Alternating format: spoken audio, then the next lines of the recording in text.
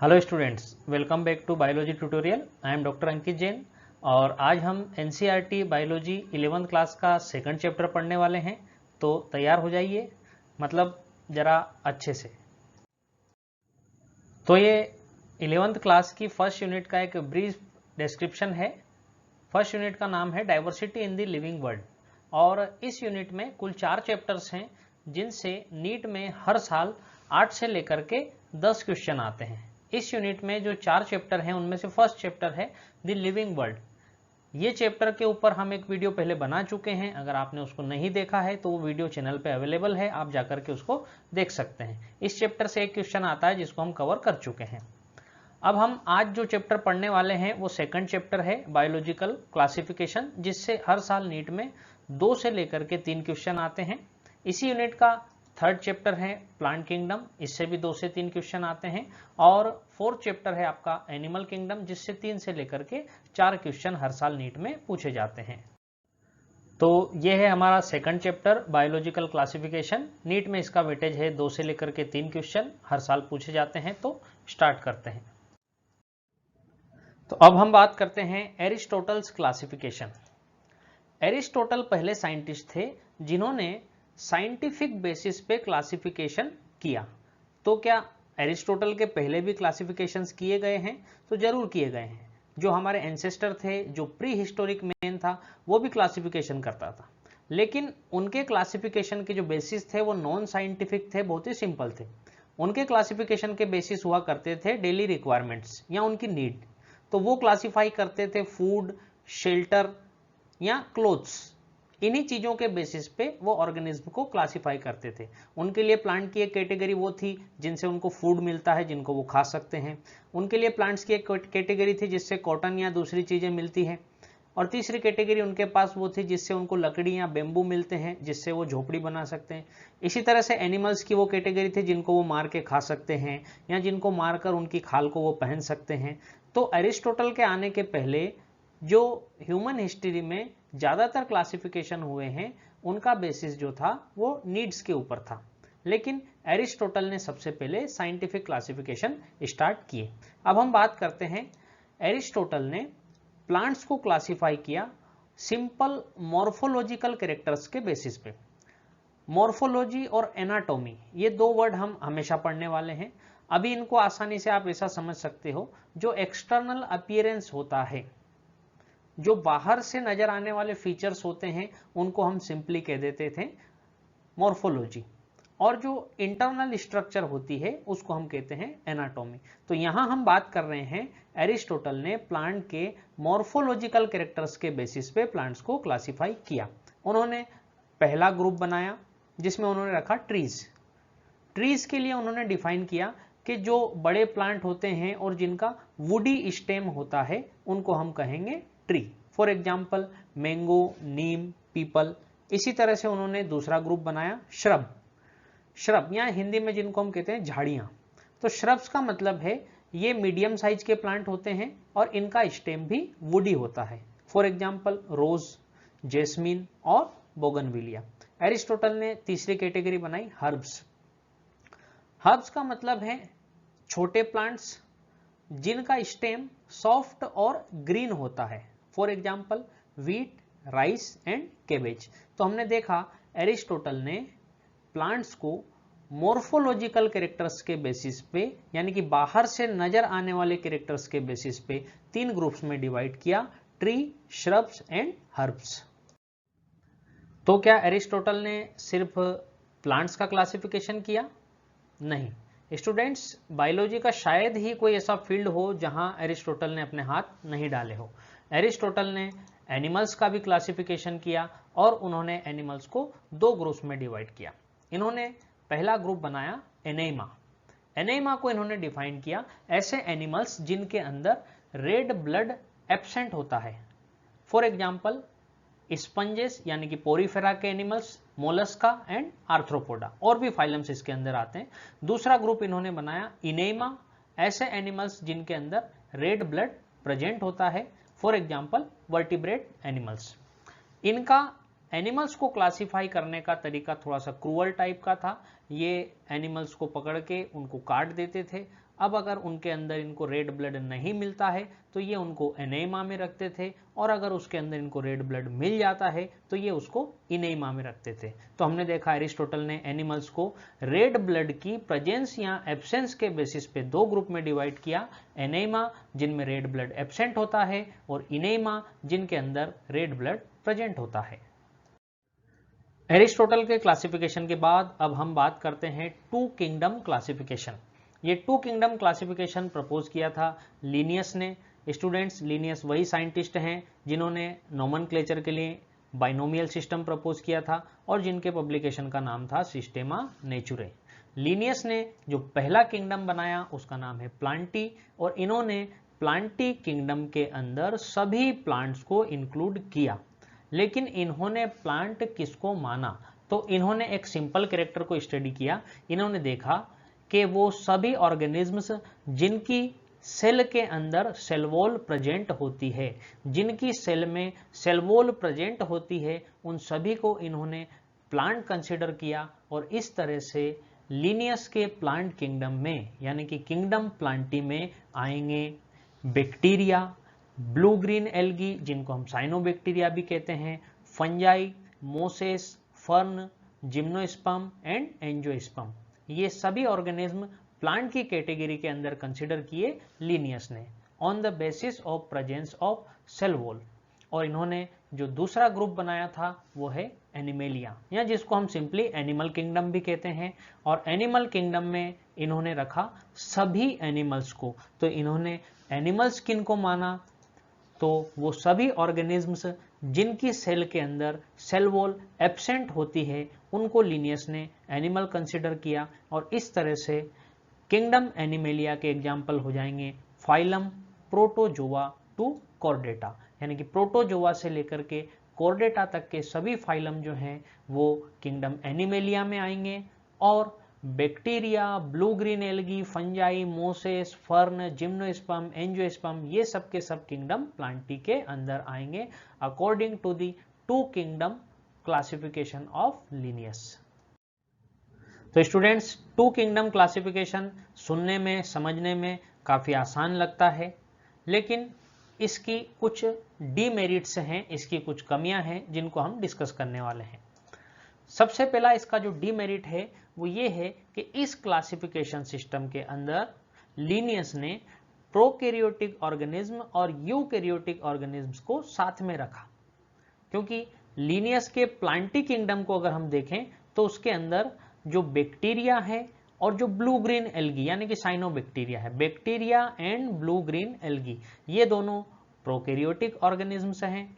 और उसके बाद में एंजियोस्पर्म, जिम्नोस्पर्म, फर्न्स ये सब यूकैरियोटिक ऑर्गेनिज्म्स हैं। तो इस टू किंगडम क्लासिफिकेशन का पहला डीमेरिट है इसके अंदर प्रोकैरियोटिक और यूकैरियोटिक ऑर्गेनिज्म्स को साथ में रखा गया है, जो कि अच्छी बात नहीं है। इसका दूसरा डीमेरिट, इस क्लासिफिकेशन में यूनिसेल्युलर ऑर्गेनिज्म्स और मल्टीसेल्युलर ऑर्गेनिज्म्स को डिफरेंशिएट नहीं किया गया है। मतलब इसमें यूनिसेल्युलर और मल्टीसेल्युलर ऑर्गेनिज्म्स को भी साथ में रखा गया है। लिनियस के प्लांटी किंगडम के अंदर एक ग्रुप आता है एल्गी, और उस एल्गी में क्लेमाइडोमोनास और स्पाइरोगायरा दोनों को साथ में रखा गया है, जबकि क्लेमाइडोमोनास एक यूनिसेल्युलर एल्गी है और स्पाइरोगायरा एक मल्टीसेल्युलर एल्गी है। तो इस क्लासिफिकेशन सिस्टम में प्रोकैरियोट, यूकैरियोट भी साथ में आ गए और यूनिसेल्युलर और मल्टीसेल्युलर भी साथ में आ गए। यूनिसेल्युलर और मल्टीसेल्युलर वाली बात को हम एनिमल्स के एग्जाम्पल बेस से भी समझ सकते हैं। हमने कहा था किंगडम एनिमेलिया के एग्जाम्पल होंगे फाइलम प्रोटोजोआ टू कॉर्डेटा। तो इसमें से जो आपका फाइलम प्रोटोजोआ है उसके मेंबर्स यूनिसेल्युलर होते हैं और आगे के सभी फाइलम पोरीफेरा टू कॉर्डेटा सभी मल्टीसेल्युलर होते हैं। तो लिनियस के टू किंगडम क्लासिफिकेशन के ये अभी हमने दो डीमेरिट्स पढ़े। पहला हमने देखा इसमें प्रोकैरियोट्स और यूकैरियोट्स को साथ में रखा गया, दूसरा इसके अंदर यूनिसेल्युलर और मल्टीसेल्युलर ऑर्गेनिज्म को भी साथ में रखा गया। टू किंगडम क्लासिफिकेशन का एक और डीमेरिट है, लिनियस ने जो प्लांटी ग्रुप बनाया था उसमें फंजाई और ग्रीन प्लांट्स को साथ में रखा, जबकि जो फंजाई है वो नॉन फोटोसिंथेटिक होते हैं, वो फोटोसिंथेसिस नहीं कर सकते हैं, अपना फूड खुद प्रिपेयर नहीं कर सकते हैं, इसलिए हम उनको कहते हैं हेटेरोट्रोपिक। और जो ग्रीन प्लांट्स होते हैं वो फोटोसिंथेटिक होते हैं, अपना फूड खुद प्रिपेयर कर सकते हैं, इसलिए हम उनको कहते हैं ऑटोट्रोपिक। तो लिनियस ने ऑटोट्रोफिक ग्रीन प्लांट्स और हेटेरोट्रोफिक फंजाई दोनों को सेम किंगडम प्लांटी में रखा। साथ ही साथ ग्रीन प्लांट्स और फंजाई में एक और मेजर डिफरेंस है। ग्रीन प्लांट्स के अंदर सेल्स में जो सेल वॉल होती है वो सेल्यूलोजिक सेल वॉल होती है, वो मेजरली सेल्यूलोज से बनी होती है, जबकि फंजाई की सेल वॉल का जो मेजर कॉन्स्टिट्यूएंट है वो काइटिन होता है। तो हमने देखा लिनियस के टू किंगडम क्लासिफिकेशन में कई सारी कमियां हैं, तो उन सभी कमियों को दूर करते हैं और बात करते हैं 5 किंगडम क्लासिफिकेशन। हालांकि बीच में 3 किंगडम 4 किंगडम क्लासिफिकेशन भी प्रपोज किए गए हैं, लेकिन यहां हम उन पर फोकस नहीं कर रहे हैं। तो 5 किंगडम क्लासिफिकेशन की बात करते हैं। 5 किंगडम क्लासिफिकेशन आर.एच. विटेकर ने 1969 में प्रपोज किया। उन्होंने जो 5 किंगडम बनाए थे उनके नाम है Monera, Protista, fungi, Plantae and Animalia. फिर से रिपीट कर रहा हूं, Monera, Protista, fungi, Plantae and Animalia. अब बात करते हैं मेन क्राइटेरिया फॉर क्लासिफिकेशन।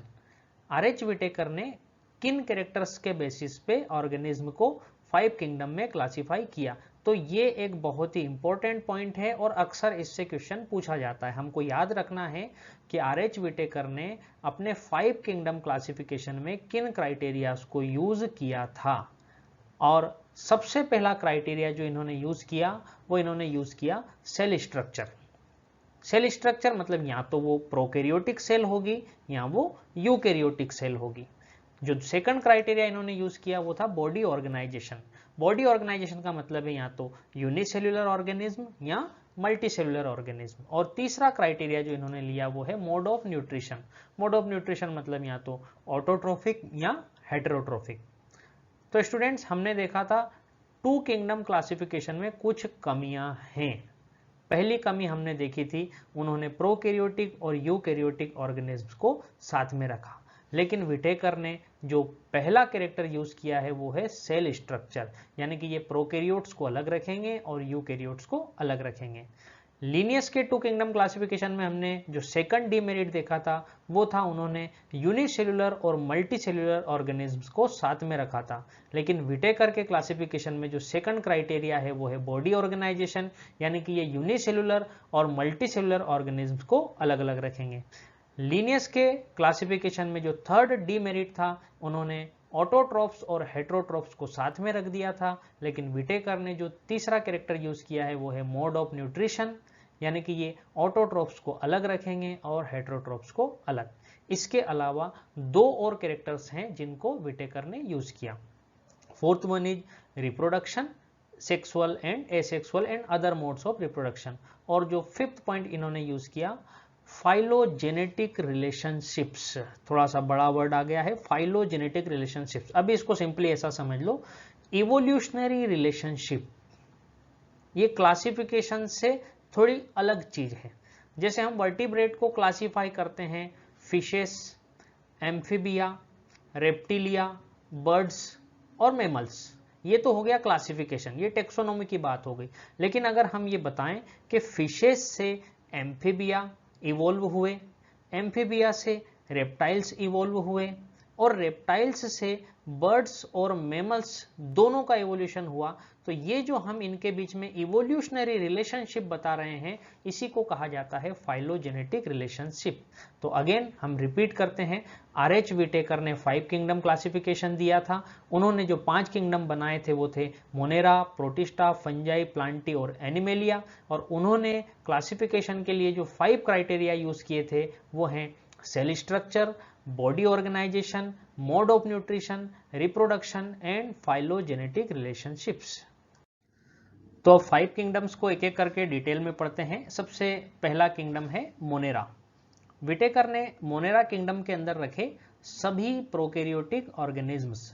तो सभी प्रोकैरियोट्स को उन्होंने एक ही किंगडम में रखा, मोनेरा। यानी कि हम कह सकते हैं उन्होंने जो फर्स्ट क्राइटेरिया यूज किया था सेल स्ट्रक्चर, तो हमने कहा दो तरह की सेल होती है, प्रोकैरियोटिक और यूकैरियोटिक। तो यहाँ उन्होंने प्रोकैरियोट्स को अलग कर दिया और यूकैरियोट्स को अलग, और सभी प्रोकैरियोटिक ऑर्गेनिजम्स के लिए एक ग्रुप बना दिया, मोनेरा।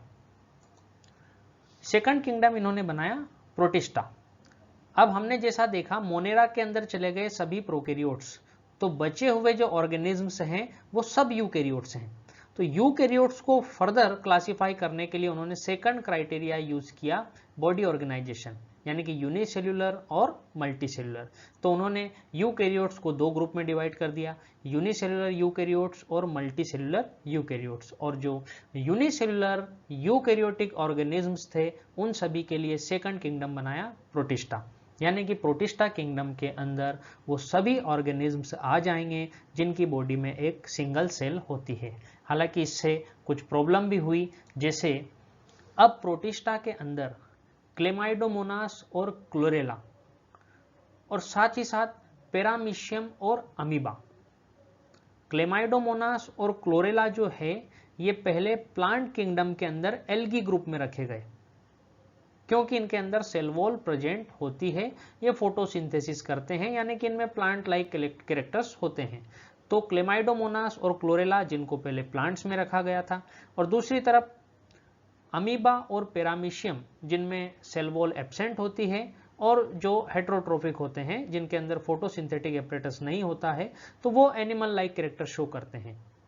तो क्लेमाइडोमोनास और क्लोरेला जो पहले प्लांट किंगडम में रखे गए थे, और अमीबा और पैरामीशियम जो पहले एनिमल किंगडम में रखे गए थे, लेकिन ये चारों ऑर्गेनिज्म जो हैं ये यूकैरियोटिक हैं और यूनिसेल्यूलर हैं।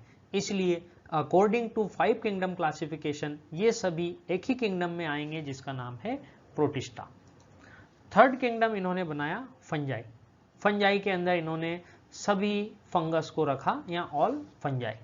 फोर्थ किंगडम इन्होंने बनाया प्लांटी, जिसके अंदर इन्होंने रखा मल्टी सेल्यूलर प्लांट्स। और फिफ्थ किंगडम इन्होंने बनाया एनिमेलिया, जिसके अंदर इन्होंने रखे मल्टी सेल्यूलर एनिमल्स। तो यहां हम देखें कि विटेकर ने जो क्राइटेरिया यूज किए थे उनके बेसिस पे क्लासिफिकेशन किस तरह से किया। तो सबसे पहला क्राइटेरिया था सेल स्ट्रक्चर, प्रोकैरियोटिक या यूकैरियोटिक। तो प्रोकैरियोट्स को उन्होंने अलग कर दिया मोनेरा में। फिर सभी यूकैरियोटिक ऑर्गेनिज्म बचे, तो उन्होंने सेकंड क्राइटेरिया यूज किया, body organisation, unicellular and multicellular. तो सभी यूनिसेल्यूलर यूकैरियोट्स को उन्होंने प्रोटिस्टा में रख दिया। तो अब बचे मल्टीसेल्यूलर यूकैरियोट्स। मल्टीसेल्यूलर यूकैरियोट्स के फिर 3 किंगडम बनाए, फंजाई, प्लांटी और एनिमेलिया। ये बनाए on the basis of mode of nutrition. इनमें से हम प्लांटी को अलग कर देते हैं क्योंकि वो ऑटोट्रोफिक होते हैं। तो ये प्लांटी जो हैं मल्टी सेल्यूलर हैं, यूकैरियोटिक हैं एंड ऑटोट्रोफिक हैं। अब बचे आपके फंजाई और एनिमेलिया, ये दोनों भी मल्टी सेल्यूलर हैं, यूकैरियोटिक हैं और हेट्रोट्रोफिक हैं, लेकिन दोनों के मोड ऑफ न्यूट्रिशन में थोड़ा डिफरेंस है। दोनों हेट्रोट्रोफिक जरूर हैं, लेकिन फंजाई जो हैं, फंगस जो है, वो किसी चीज को पहले सड़ा देते हैं, गला देते हैं, उसको पहले डाइजेस्ट कर देते हैं और बाद में उसका एब्जॉर्प्शन करते हैं। इसको हम कहते हैं फर्स्ट डाइजेशन देन इंजेशन। लेकिन दूसरी तरफ एनिमल्स जो हैं वो किसी चीज को पहले खाते हैं और फिर उसको डाइजेस्ट करते हैं, यानी कि फर्स्ट इंजेशन देन डाइजेशन। ये मोड ऑफ न्यूट्रिशन कहलाता है होलोजोइक, और ये होलोजोइक मोड ऑफ न्यूट्रिशन मिलता है आपको किंगडम एनिमेलिया में, यानी कि एनिमल्स के अंदर। और फंजाई में हमने कहा फर्स्ट डाइजेशन देन एब्जॉर्प्शन, और इस तरह के मोड ऑफ न्यूट्रिशन को हम कहते हैं एब्जॉर्प्टिव। तो हमने देखा कि मोनेरा जो है वो प्रोकैरियोट्स के लिए बनाया, प्रोटिस्टा जो है वो यूनिसेलुलर यूकैरियोट्स के लिए बनाया। अब फंजाई, प्लांटी, एनिमेलिया तीनों में मल्टीसेलुलर ऑर्गेनिज्म हैं। इनमें से जो मल्टीसेलुलर ऑर्गेनिज्म ऑटोट्रोफिक होते हैं उनके लिए प्लांटी, और अब दोनों बचे हेट्रोट्रोफिक। अब उन हेट्रोट्रोफिक में जिनका मोड ऑफ न्यूट्रिशन एब्जॉर्प्टिव है उनके लिए फंजाई, और जिनका मोड ऑफ न्यूट्रिशन होलोजोइक है उनके लिए एनिमेलिया किंगडम बनाए गए। तो अब हम सभी 5 किंगडम्स और उनके कैरेक्टर्स को कंपेयर करते हैं। तो ये हमारे पास है kingdom Monera, Protista, fungi, Plantae and animalia, और दूसरी तरफ हम ले रहे हैं इनके कैरेक्टर्स। सबसे पहले हम बात करते हैं सेल टाइप। तो मोनेरा के अंदर जो सेल्स होती हैं वो प्रोकैरियोटिक सेल्स होती हैं, और बाकी के सभी चारों किंगडम्स के अंदर जो सेल है वो यूकैरियोटिक सेल्स हैं। सेकंड कैरेक्टर हम लेते हैं सेल वॉल। मोनेरा के अंदर सेल वॉल प्रेजेंट है और ये नॉन सेल्यूलोजिक होती है, यानी कि सेल्यूलोज से बनी हुई नहीं है। ये सेल वॉल जो है ये कुछ पॉलीसेकेराइड्स और अमीनो एसिड से मिलकर बनी होती है। प्रोटिस्टा के अंदर हम कहेंगे कुछ प्रोटिस्ट हैं जिनके अंदर सेल वॉल प्रेजेंट होती है और कुछ प्रोटिस्ट हैं जिनके अंदर सेल वॉल एब्सेंट होती है। जैसा कि अभी हमने देखा था क्लेमाइडोमोनास, क्लोरेला, अमीबा, पैरामीशियम, ये चारों प्रोटिस्टा के अंदर आते हैं। तो जब हम क्लेमाइडोमोनास और क्लोरेला की बात करेंगे तो उनके अंदर सेल वॉल प्रेजेंट होती है, लेकिन जब हम अमीबा, पैरामीशियम की बात करेंगे तो उनके अंदर सेल वॉल एब्सेंट होती है। फंजाई की बात करें तो फंजाई के अंदर सेल वॉल प्रेजेंट होती है जो कि काइटिन की बनी होती है। प्लांट्स के अंदर भी सेल वॉल प्रेजेंट होती है जो सेल्यूलोज की बनी होती है, और किंगडम एनिमेलिया में सेल वॉल एब्सेंट होती है। थर्ड कैरेक्टर है हमारे पास न्यूक्लियर मेम्ब्रेन। मोनेरा किंगडम जो है ये प्रोकैरियोट्स हैं, इसलिए इनके अंदर न्यूक्लियर मेम्ब्रेन एब्सेंट होती है, और बाकी सभी किंगडम जो हैं वो यूकैरियोट्स हैं जिनके अंदर न्यूक्लियर मेम्ब्रेन प्रेजेंट होती है। नेक्स्ट कैरेक्टर है body organisation. Monera single cell से बने हुए हैं, तो इस तरह के बॉडी ऑर्गेनाइजेशन को हम कहते हैं सेल्यूलर। प्रोटिस्टा में भी ऑर्गेनिज्म यूनिसेल्युलर है, यानी कि सिंगल सेल से बने हुए हैं, तो इसे भी हम कहेंगे सेल्यूलर बॉडी ऑर्गेनाइजेशन। फंजाई के अंदर सेल्स बहुत सारी होती हैं और सेल का लूज एग्रीगेट होता है, तो हम कहेंगे मल्टी सेल्यूलर और लूज टिश्यू। प्लांट्स के अंदर सेल्स आपस में मिलकर टिश्यू और टिश्यू आपस में मिलकर ऑर्गन बनाते हैं, तो इनमें टिश्यू और ऑर्गन्स प्रेजेंट होते हैं। एनिमल्स के अंदर टिश्यू, ऑर्गन और ऑर्गन सिस्टम भी प्रेजेंट होते हैं। नेक्स्ट कैरेक्टर है मोड ऑफ न्यूट्रिशन। मोनेरा में मोड ऑफ न्यूट्रिशन को लेकर के बहुत ज़्यादा डाइवर्सिटी प्रेजेंट होती है। कुछ मोनेरा जो हैं वो ऑटोट्रॉफिक होते हैं। ऑटोट्रॉफिक का मतलब है ये अपना फूड खुद प्रिपेयर करेंगे, लेकिन ऑटोट्रॉफिक के अंदर भी फिर से दो कैटेगरी हैं। पहला है कीमोसिंथेटिक और दूसरा है फोटोसिंथेटिक। हमने कहा मोनेरा में कुछ एग्जाम्पल हैं जो ऑटोट्रॉफिक हैं। ऑटोट्रॉफिक हैं इसका मतलब ये है कि ये अपना फूड खुद प्रिपेयर करते हैं, और फिर से इसमें दो ग्रुप आ गए हैं, कीमोसिंथेटिक और फोटोसिंथेटिक। तो कीमोसिंथेटिक ऑटोट्रॉफ्स का मतलब होता है जो अपना फूड प्रिपेयर करने के लिए केमिकल रिएक्शंस में निकलने वाली एनर्जी को यूज करते हैं, और फोटोसिंथेटिक ऑटोट्रॉफ्स का मतलब होता है जो फूड को प्रिपेयर करने के लिए सनलाइट एनर्जी को यूज करते हैं। तो कुछ मोनेरा ऑटोट्रॉफिक होते हैं, जिनमें से कुछ कीमोसिंथेटिक ऑटोट्रॉफ होते हैं और कुछ फोटोसिंथेटिक ऑटोट्रॉफ होते हैं। दूसरी तरफ कुछ मोनेरा हेट्रोट्रॉफिक भी होते हैं। यहाँ ज्यादातर मोनेरा जो हैं वो हेट्रोट्रॉफिक होते हैं, यानी कि अपना फूड खुद प्रिपेयर नहीं करते हैं, दूसरों पे डिपेंड होते हैं। अब अगर ये अपना न्यूट्रिशन डेड और डिकेइंग मैटर से लेते हैं, सड़ी गली चीजों से लेते हैं, तो हम इसको कहते हैं सेप्रोफाइटिक मोड ऑफ न्यूट्रिशन। और अगर ये दूसरे लिविंग प्लांट्स और एनिमल के ऊपर डिपेंड रहते हैं तो हम इसको कहते हैं पैरासाइटिक मोड ऑफ न्यूट्रिशन। तो ये बात हुई मोनेरा। अब प्रोटिस्टा की बात करें तो प्रोटिस्टा के अंदर जैसे हमने एग्जाम्पल लिया था क्लेमाइडोमोनास और क्लोरेला, तो ये फोटोसिंथेटिक होते हैं यानी कि ऑटोट्रॉफिक होते हैं, और जो आपके अमीबा और पैरामीशियम है वो होते हैं हेट्रोट्रॉफिक। फंजाई जो हैं वो हेट्रोट्रॉफिक होते हैं। उनमें से ज्यादातर फंजाई सेप्रोफाइटिक होते हैं, यानी कि डेड और डिकेइंग ऑर्गेनिक मैटर, सड़ी गली चीजों से एब्जॉर्प्टिव मेथड से अपना न्यूट्रिशन लेते हैं। और कुछ फंजाई दूसरे प्लांट्स और एनिमल्स पे डिपेंड होते हैं जिनको हम कहते हैं पैरासाइटिक। अब हम बात करें किंगडम प्लांटी, तो किंगडम प्लांटी यानी कि प्लांट्स जो हैं वो ऑटोट्रॉफिक होते हैं, अपना फूड खुद प्रिपेयर करते हैं और जिसके लिए वो सनलाइट की एनर्जी को यूज करते हैं, यानी कि ये फोटोसिंथेटिक ऑटोट्रॉफ्स होते हैं। एनिमेलिया किंगडम की बात करें तो ये हेट्रोट्रॉफिक होते हैं और मोस्टली होलोजोइक यानी कि हमने पहले भी समझा था, फर्स्ट इंजेशन देन डाइजेशन। कुछ एनिमल्स जो हैं ये सेप्रोफाइटिक भी होते हैं, यानी कि डेड और डिकेइंग ऑर्गेनिक मैटर से न्यूट्रिशन लेते हैं। फॉर एग्जांपल अर्थवर्म, वो भी सड़ी गली चीज़ों को खाते हैं। तो ये हमने देखा सभी पांचों kingdom, Monera, Protista, fungi, Plantae, animalia, और उनके कैरेक्टर्स का कंपैरिजन। 5 किंगडम क्लासिफिकेशन के बाद अब हम बात करते हैं 6 किंगडम क्लासिफिकेशन। 6 किंगडम्स कौन कौन से हैं वो हम बाद में देखेंगे। बेसिकली ये एक 3 डोमेन सिस्टम ऑफ क्लासिफिकेशन है। अभी तक हमने ये पढ़ा था कि हाईएस्ट टेक्सोनोमिक कैटेगरी किंगडम होता है, हालांकि किंगडम से भी बड़ी टेक्सोनोमिक कैटेगरी जो है वो है डोमेन, यानी कि किंगडम्स को मिला करके डोमेन बनाए जाते हैं। तो 3 डोमेन्स कौन कौन से हैं? Archaea, bacteria and Eukarya. तो इस तरह से हमने सभी लिविंग ऑर्गेनिजम्स को 3 डोमेन में डिवाइड किया, आर्किया, बैक्टीरिया एंड यूकेरिया। सबसे पहले हम यूकेरिया डोमेन को समझते हैं।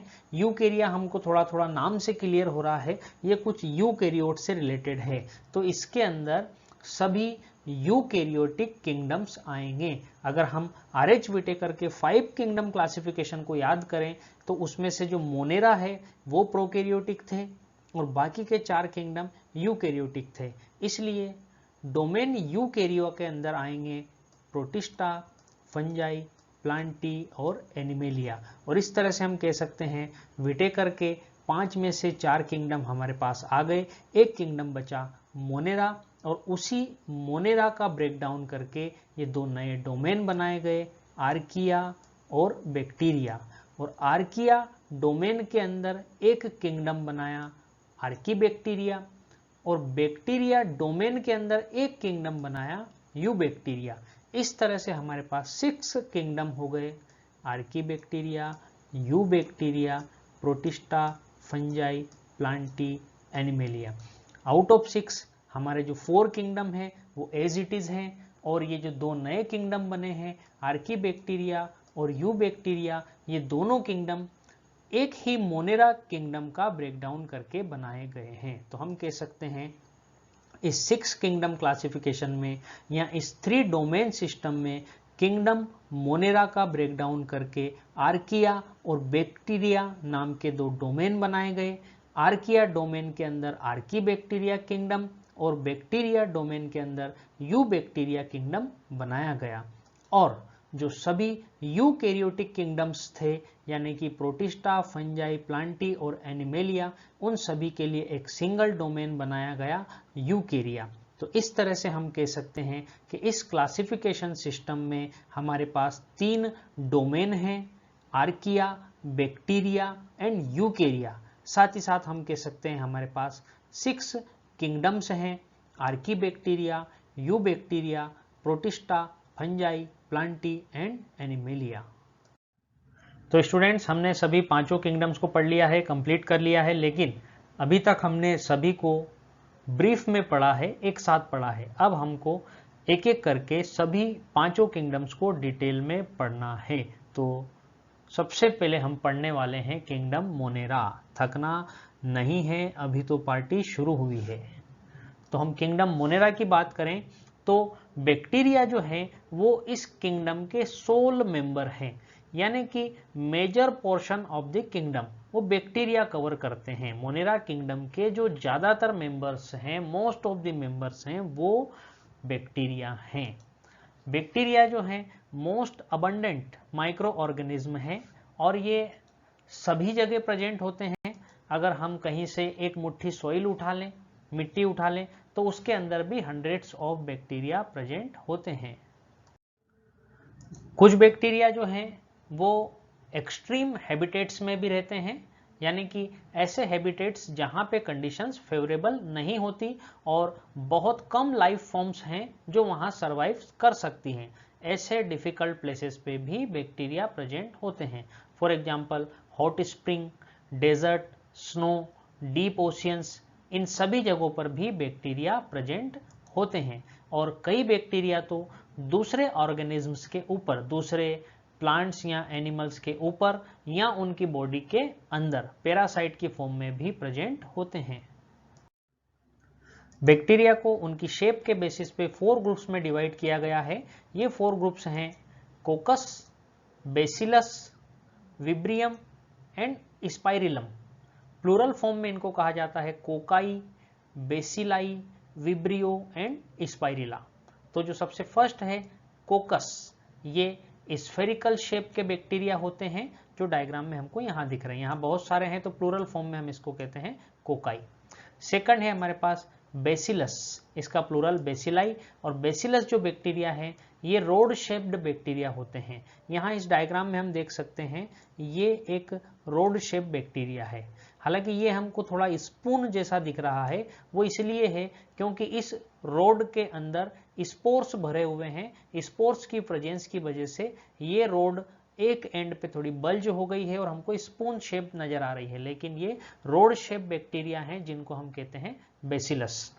थर्ड है हमारे पास विब्रियम, प्लूरल है विब्रियो, और ये होते हैं कोमा शेप्ड। ये आपको डायग्राम में यहाँ नजर आएंगे, ये आपके विब्रियम।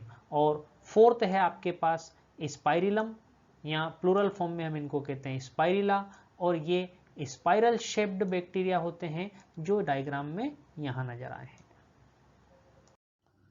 तो बैक्टीरिया के कुछ और फीचर्स की बात करते हैं।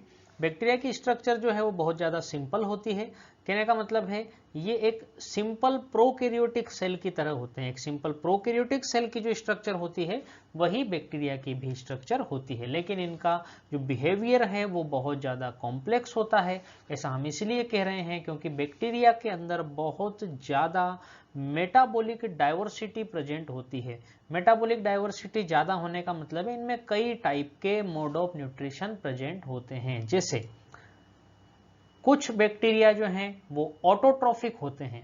ऑटोट्रॉफिक होने का मतलब ये है कि वो इनऑर्गेनिक सब्सटेंसेस को यूज करके अपने लिए ऑर्गेनिक फूड मटेरियल खुद प्रिपेयर करते हैं। ऐसे बैक्टीरिया को हम कहेंगे ऑटोट्रॉफिक। और ऑटोट्रॉफिक बैक्टीरिया अगेन 2 टाइप के हैं। ऐसे बैक्टीरिया जो फूड सिंथेसिस के लिए एनर्जी लाइट से लेते हैं उनको हम कहते हैं फोटोसिंथेटिक ऑटोट्रॉफिक बैक्टीरिया। और ऐसे बैक्टीरिया जो फूड सिंथेसिस के लिए एनर्जी केमिकल रिएक्शंस से लेते हैं उनको हम कहते हैं कीमोसिंथेटिक ऑटोट्रॉफिक बैक्टीरिया। तो हमने देखा कि कुछ बैक्टीरिया ऑटोट्रॉफिक होते हैं और ऑटोट्रॉफिक बैक्टीरिया 2 टाइप के होते हैं, फोटोसिंथेटिक ऑटोट्रॉफ्स और कीमोसिंथेटिक ऑटोट्रॉफ्स। लेकिन स्टूडेंट्स ज़्यादातर बैक्टीरिया जो हैं वो हेट्रोट्रॉफिक होते हैं, यानी कि अपना फूड खुद प्रिपेयर नहीं करते बल्कि फूड के लिए दूसरे लिविंग ऑर्गेनिज्म पे डिपेंड होते हैं या डेड ऑर्गेनिक मैटर पे डिपेंड होते हैं।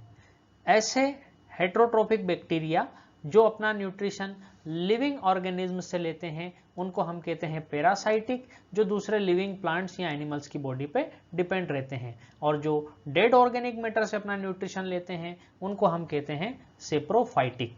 तो हमने देखा बैक्टीरिया ऑटोट्रॉफिक भी होते हैं और हेट्रोट्रॉफिक भी होते हैं। ऑटोट्रॉफिक में हमने 2 टाइप देखे थे, फोटोसिंथेटिक ऑटोट्रॉफ और कीमोसिंथेटिक ऑटोट्रॉफ। इसी तरह से हेट्रोट्रॉफिक बैक्टीरिया में भी 2 टाइप है, पैरासाइटिक एंड सेप्रोफाइटिक। अब बैक्टीरिया जो हैं वो मेनली 2 टाइप्स के हैं। बैक्टीरिया को हमने 2 ग्रुप में डिवाइड किया है, आर्कीबैक्टीरिया एंड यूबैक्टीरिया। तो पहले आर्कीबैक्टीरिया की बात करते हैं। आर्कीबैक्टीरिया जो हैं ये कुछ मोस्ट हार्श हैबिटेट्स में मिलते हैं, यानी कि ऐसे हैबिटेट्स जहां पर कंडीशंस जो हैं वो एक्सट्रीमली अनफेवरेबल होती है। जैसे कुछ आर्कीबैक्टीरिया एक्सट्रीमली सॉल्टी एरियाज में मिलते हैं जिनको हम कहते हैं हेलोफिल्स। यहाँ हेलो का मतलब है सॉल्ट और फिल्स का मतलब है लविंग, तो सॉल्ट लविंग आर्कीबैक्टीरिया को हम कहते हैं हेलोफिल्स। कुछ आर्कीबैक्टीरिया हॉट स्प्रिंग्स में मिलते हैं, इनको हम कहते हैं थर्मो एसिडोफिल्स। फिल्स का मतलब तो लविंग, लेकिन यहाँ पे 2 वर्ड आए हैं, थर्मो और एसिडो। थर्मो का मतलब है टेम्परेचर और एसिडो का मतलब है एसिड। तो ये जो हॉट स्प्रिंग्स हैं यहाँ वाटर का टेम्परेचर भी ज़्यादा होता है और ये एसिडिक वाटर होता है, और ऐसे हैबिटेट में रहने वाले आर्कीबैक्टीरिया को हम कहते हैं थर्मो एसिडोफिल्स। तीसरा है कुछ आर्कीबैक्टीरिया जो मार्शी एरियाज में दलदल में रहते हैं उनको हम कहते हैं मेथेनोजन्स। मेथेनो का मतलब मेथेन गैस है और जन्स मतलब प्रोड्यूस करने वाले। तो ये जो आर्कीबैक्टीरिया है ये मेथेन गैस प्रोड्यूस करते हैं, इसलिए हम इनको कहते हैं मेथेनोजन्स। अब हम बात करें आर्कीबैक्टीरिया और यूबैक्टीरिया में क्या डिफरेंस है। तो कई सारे डिफरेंसेस हैं, जिनमें से जो मेजर डिफरेंस है वो इनकी सेल वॉल कंपोजिशन में होता है। आर्कीबैक्टीरिया की सेल वॉल का कंपोजिशन यूबैक्टीरिया की सेल वॉल से अलग होता है और आर्कीबैक्टीरिया की ये जो डिफरेंट सेल वॉल है ये इनको एक्सट्रीम कंडीशंस में या अनफेवरेबल कंडीशंस में सरवाइव करने में हेल्प करती है। अब हम बात करें मेथेनोजन्स जो हैं ये रूमिनेंट एनिमल्स यानी कि काऊ और बफेलो की गट यानी कि एलिमेंट्री कैनाल में भी प्रेजेंट होते हैं, जहां से ये उनके डंग के साथ यानी कि उनके गोबर के साथ आ जाते हैं और जो हम गोबर से गोबर गैस या बायोगैस प्रोड्यूस करते हैं उस समय ये मेथेनोजन्स मेथेन गैस प्रोड्यूस करते हैं। अब हम बात करते हैं यूबैक्टीरिया। तो हमने जो आर्कीबैक्टीरिया पढ़ा है उनका डिस्ट्रीब्यूशन लिमिटेड है, वो बहुत कम जगह पे और उनकी बहुत कम स्पीसीज अर्थ पे प्रेजेंट है। अर्थ पे ज्यादातर जगह पे जो बैक्टीरिया प्रेजेंट होते हैं वो यूबैक्टीरिया हैं और उन्हीं को हम ट्रू बैक्टीरिया भी कहते हैं। ये जो यूबैक्टीरिया हैं इनके अंदर एक रिजिड सेल वॉल प्रेजेंट होती है और कुछ यूबैक्टीरिया जो कि मोटाइल होते हैं उनमें मोटिलिटी के लिए मूवमेंट करने के लिए फ्लैजिलम या फ्लैजिला भी प्रेजेंट होते हैं। अभी हम यूबैक्टीरिया की 3 मेन कैटेगरीज को स्टडी करने वाले हैं। हम पढ़ेंगे फोटोसिंथेटिक ऑटोट्रोप्स, कीमोसिंथेटिक ऑटोट्रोप्स और हेटरोट्रोप्स।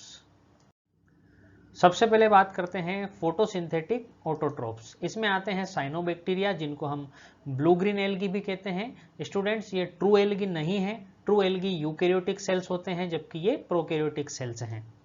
इनमें हायर प्लांट्स के similar chlorophyll A pigment present होता है जिसकी हेल्प से ये फोटोसिंथेसिस करते हैं और अपने लिए फूड प्रिपेयर करते हैं।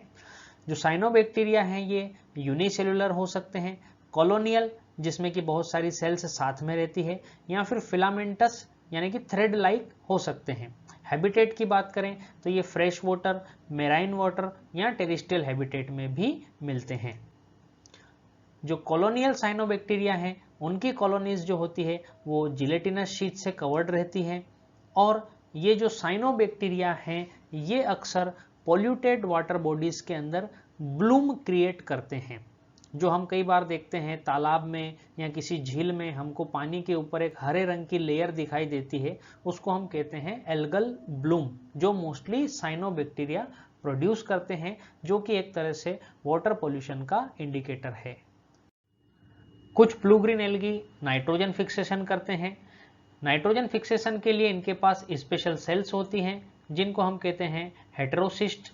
इस डायग्राम में हम देख सकते हैं ये एक फिलामेंटस ब्लू ग्रीन एल्गी है जिसके अंदर ये स्पेशल सेल्स हैं जिनको हम कहते हैं हेटेरोसिस्ट, जो कि एटमॉस्फेरिक नाइट्रोजन के फिक्सेशन में हेल्प करती है। और नाइट्रोजन फिक्सेशन करने वाले ब्लू ग्रीन एल्गी के एग्जाम्पल है नोस्टॉक एंड एनाबिना। तो ये एक filamentous blue green algae Nostoc का डायग्राम है। अब बात करते हैं chemosynthetic autotrophs. Chemosynthetic autotrophic bacteria जो हैं ये इनऑर्गेनिक सब्सटेंसेस जैसे नाइट्रेट्स, नाइट्राइट्स और अमोनिया का ऑक्सीडेशन करते हैं और इस ऑक्सीडेशन में रिलीज होने वाली एनर्जी को यूज करके अपने लिए एटीपी प्रोडक्शन करते हैं। ये कीमोसिंथेटिक ऑटोट्रोफिक बैक्टीरिया कई इंपॉर्टेंट न्यूट्रिएंट्स जैसे नाइट्रोजन, फॉस्फोरस, आयरन और सल्फर की रिसाइकलिंग में हेल्प करते हैं। यू बैक्टीरिया की थर्ड कैटेगरी है हेटरोट्रोप्स। हेटरोट्रोपिक बैक्टीरिया जो है ये मोस्ट अबंडेंट है, यानी कि नेचर में ज्यादातर जो बैक्टीरिया हैं वो हेटरोट्रोपिक बैक्टीरिया होते हैं। ये हेटरोट्रोपिक बैक्टीरिया मोस्टली डिकम्पोजर्स होते हैं, यानी कि डेड एनिमल्स की बॉडी का डिकम्पोजिशन करते हैं।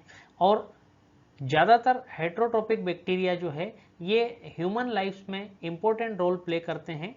फॉर एग्जाम्पल मिल्क से कर्ड बनाने वाले बैक्टीरिया, एंटीबायोटिक्स प्रोड्यूस करने वाले बैक्टीरिया और लेग्यूम रूट्स के अंदर नाइट्रोजन फिक्सेशन करने वाले बैक्टीरिया, ये सभी हेटेरोट्रोफिक बैक्टीरिया के एग्जाम्पल है। लेग्यूम रूट्स के अंदर नाइट्रोजन फिक्सिंग बैक्टीरिया आपको पता होगा, बहुत ही फेमस एग्जाम्पल है राइजोबियम। कुछ heterotrophic bacteria human beings, crop, farm animals और पेट्स को नुकसान पहुंचाते हैं, और कुछ हेटेरोट्रोफिक बैक्टीरिया डिजीज कोज करते हैं। For example cholera, typhoid, tetanus और सिट्रस कैंकर, ये कुछ बैक्टीरियल डिजीजेस के एग्जाम्पल हैं। इनमें से कोलेरा, टाइफॉइड और टिटनस ये ह्यूमन बींग्स में होने वाली डिजीज है, और सिट्रस कैंकर ये एक प्लांट डिजीज है जो सिट्रस प्लांट्स में होती है। अब बात करते हैं reproduction in bacteria. Bacteria mainly fission या बाइनरी फिजन के थ्रू रिप्रोड्यूस करते हैं, यानी कि जब तक फेवरेबल कंडीशंस चलती है ये बाइनरी फिजन के थ्रू रिप्रोडक्शन करते हैं।